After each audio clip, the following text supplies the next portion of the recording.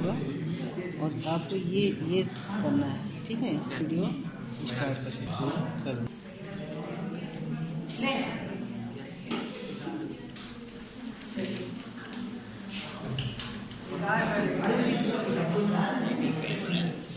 क्या पढ़ रहे थे हम लोग? लाइन हो गया है ना। आज हम लोग पढ़ेंगे एसी। टॉपिक क्या है? AC load line. तो लाइन हो गया ना। एसी का एसी हुआ सर।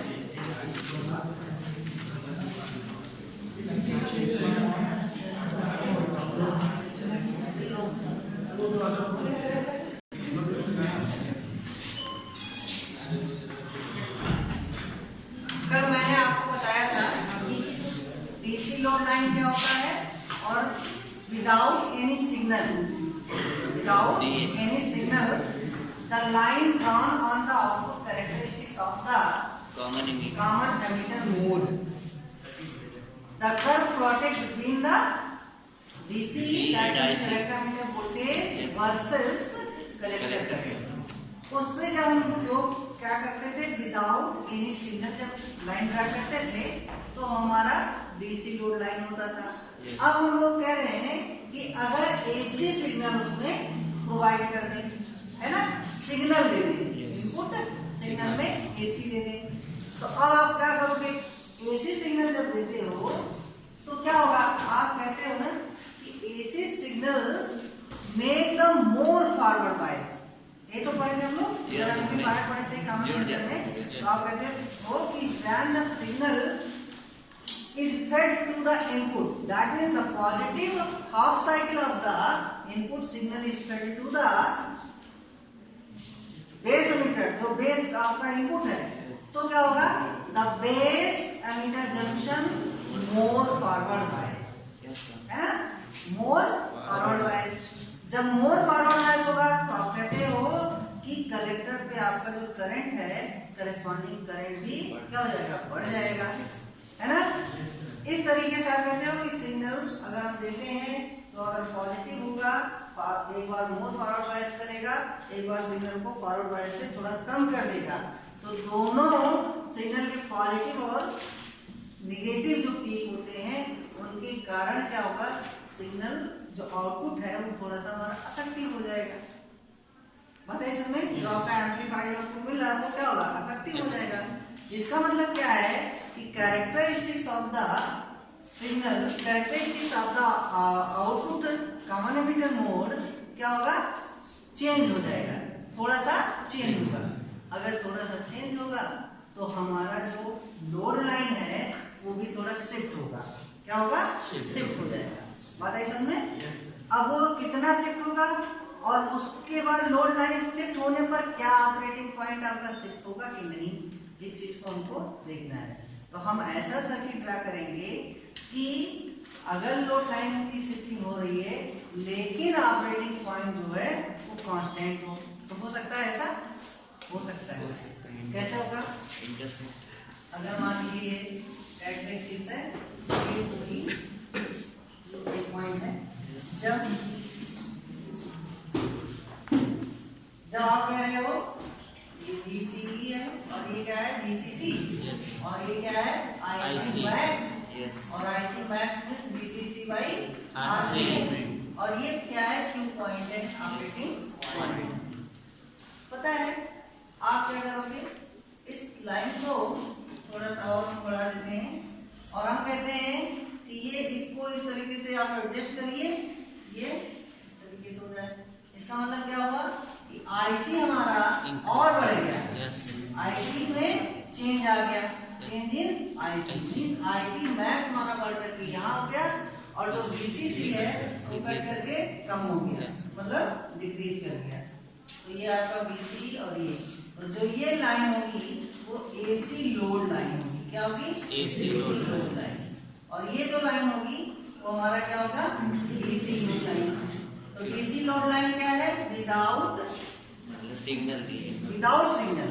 और AC लोड लाइन क्या है? जब हम सिग्नल दे देते हैं। और आप देखते हैं दोनों के केस में जो Q पॉइंट क्या है? फिक्स। इसका मतलब क्या है कि हमारी जो बाइसिंग है वो स्टेबल है ना। और हमारा एम क्या होना चाहिए? ये नहीं होना चाहिए कि Q point that means operating point क्या होना चाहिए? सीखेंगे। When an AC signal causes the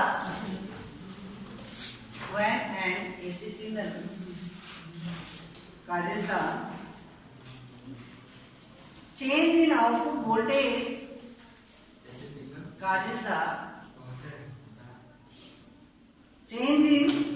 output voltage and current of an amplifier and current in output voltage and current of an amplifier,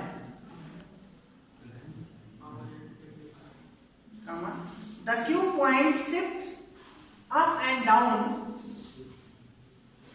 The Q point shifts up and down along a line.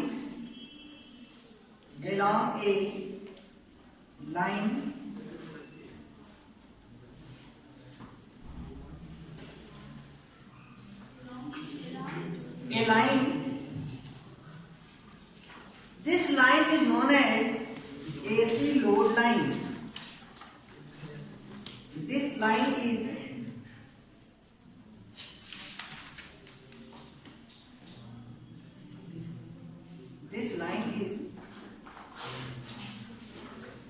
known as AC load line.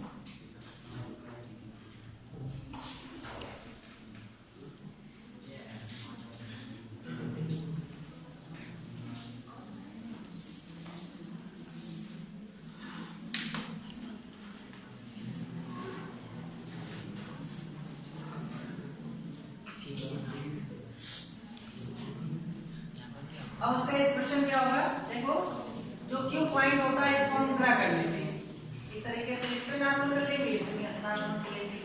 तो जो collector current होगा उसमें जो value होगी वो ICQ होगी और इसमें जो होगी वो VCEQ होगी, है ना। अब आपका जो ये IC मैक्स है उसमें ICQ वैल्यू ऐड हो जाएगी, तो ये आ जाएगा VCC by RC plus ICQ।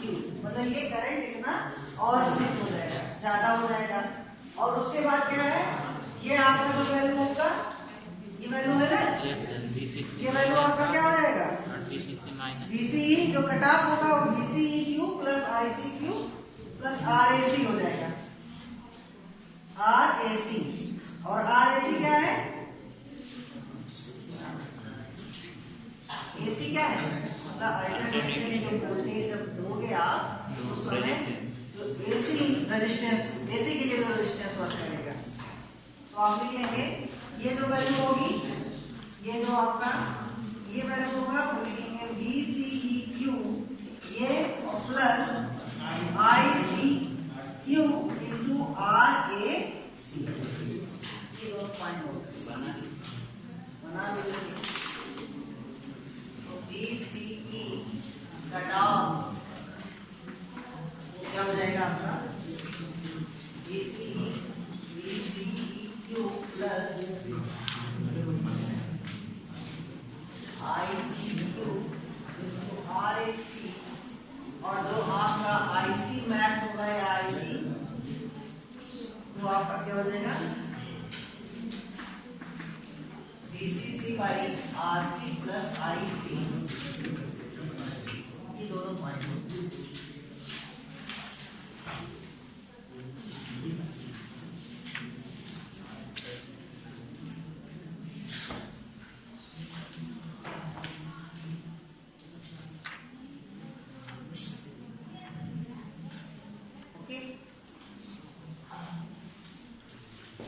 इसका मतलब क्या है? The load line shifted when the signal is given to the input, है ना। A new load line is drawn on the output characteristics of the amplifier is called the AC load line.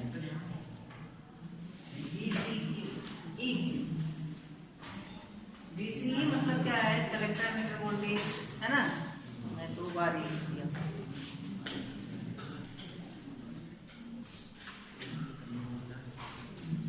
हो गया?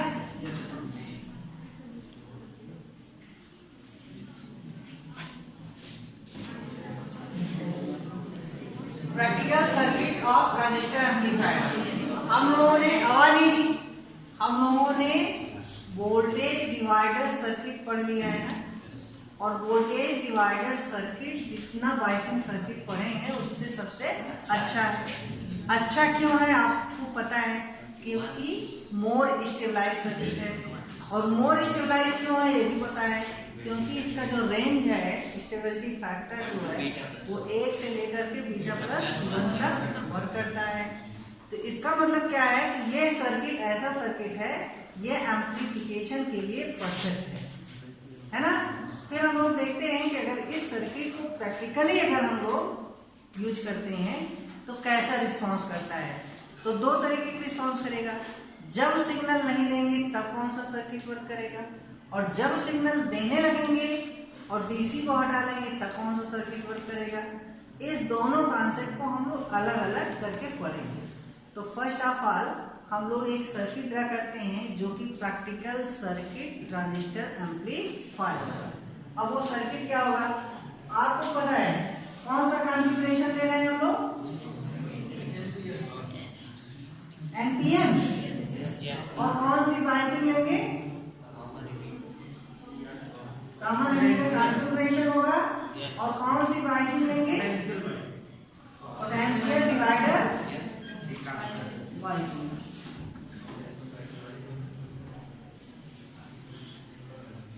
यहाँ क्या लगाएंगे, plus VCC, और यहाँ से कौन सा करंट फ्लो होगा, आईसी, और ये आरसी होगा, ये क्या होगा R1, और ये क्या होगा R2। R1 and R2 is the biasing component and RE is the stabilization component। CE क्या है, एमीटर बाईपास कैपेसिटर है, which provides the current path, current के पाथ को ये प्रोवाइड करेगा। क्यों करेगा, एसी करंट जो हमारे फ्लो होंगे उनके लिए लो रिएक्टेंस पाथ प्रोवाइड करेगा, बात है इसमें। और जो डीसी करंट होगा वो आरई के थ्रू होगा। यहाँ हम क्या देंगे, जो सिग्नल हमको एम्पलीफाई करना है उस सिग्नल को हम लोग यहाँ देते हैं, ठीक है।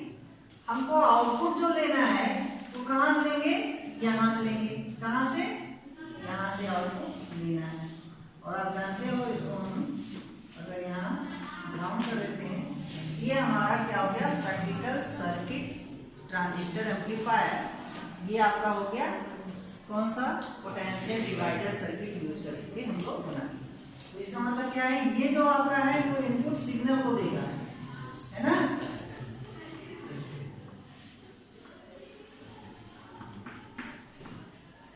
ये क्या होगा, इनपुट सिग्नल को देगा, और ये क्या होगा हमारा आउटपुट होगा। आउटपुट हमारा एम्पलीफाइड होगा। और आप जानते हो अगर कॉमन एमिटर कॉन्फ़िगरेशन हम लोग यूज करते हैं तो इन्वर्टेड सिग्नल मिलता है। इन्वर्टेड का मतलब क्या है, इसके और इसके बीच में आउट ऑफ फेज होगा। आउट ऑफ फेज मींस 180 का फेज डिफरेंस होगा, बात है समझ। तो ये हमारा जो सर्किट है वो प्रैक्टिकल ट्रांजिस्टर एम्पलीफायर सर्किट, बात है समझ, आप बना लीजिए।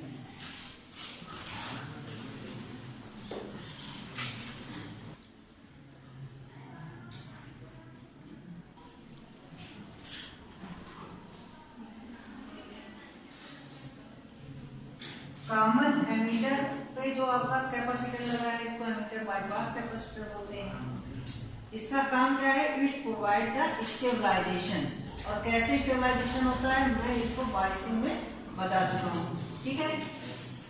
This type of circuit that means ये जो कैपेसिटर लगा है इसको ब्लॉकिंग कैपेसिटर बोलते हैं या बेस कैपेसिटर भी बोल सकते हैं।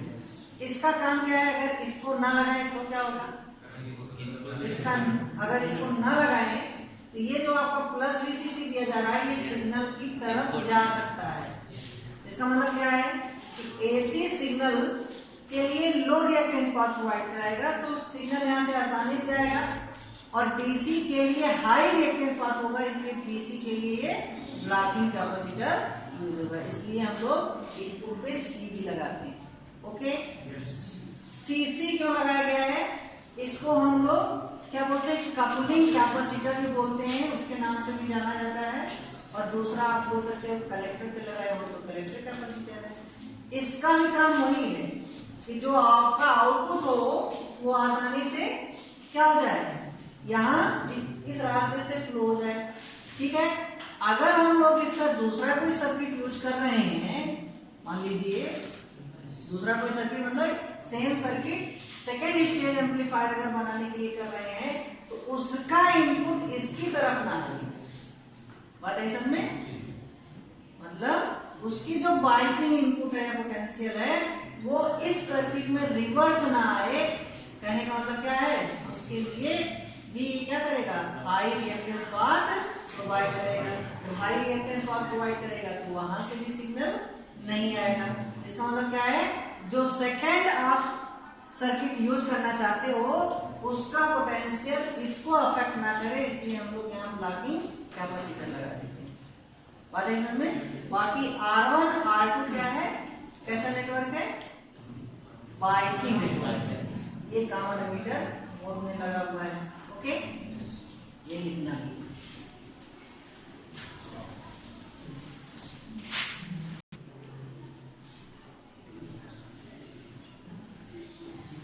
That means in practical circuit of transistor amplifier, we use the R1 and R2, which is potential divider circuit, and also called the biasing circuit.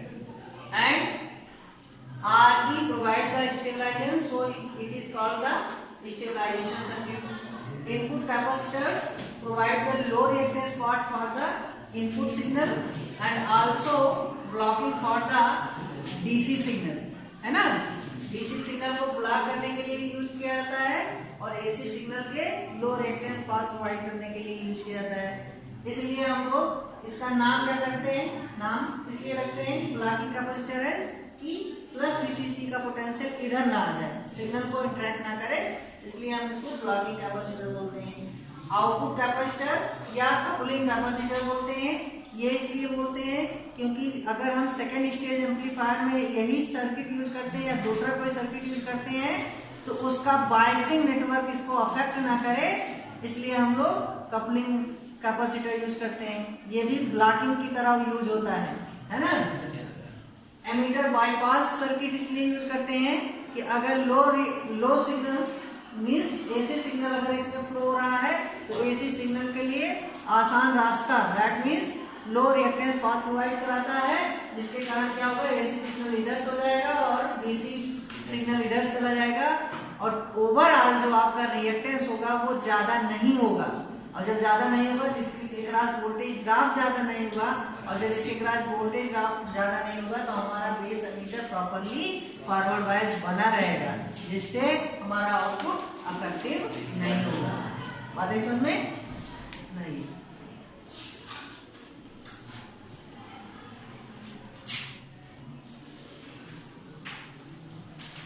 पहला डीसी इक्विवेलेंट सर्किट में होगा reduce all the AC source to 0 and second होगा open all the capacitors, मतलब capacitor को open कर देंगे, हटा देंगे, रिमूव आप कह सकते हो। क्यों करते हैं, लिख लो, बताते हैं। एसी इक्विवेलेंट सर्किट में क्या होगा, reduce all DC source to 0 and second short all the capacitor, starting है ना। अगर लिख लिए हो तो देखो, डीसी इक्विवेलेंट सर्किट बनाना है तो इसका मतलब क्या है कि उसमें एसी नहीं होना चाहिए। जब एसी नहीं होना चाहिए तो एसी को हटाना पड़ेगा। और आप कहते हो कि जो कैपेसिटर होता है वो एसी के लिए लो रिएक्टेंस पाथ प्रोवाइड करते हैं और डीसी के लिए हाई रिएक्टेंस पाथ प्रोवाइड करते हैं। जिसका मतलब क्या है कि डीसी उधर से जाएगा ही नहीं।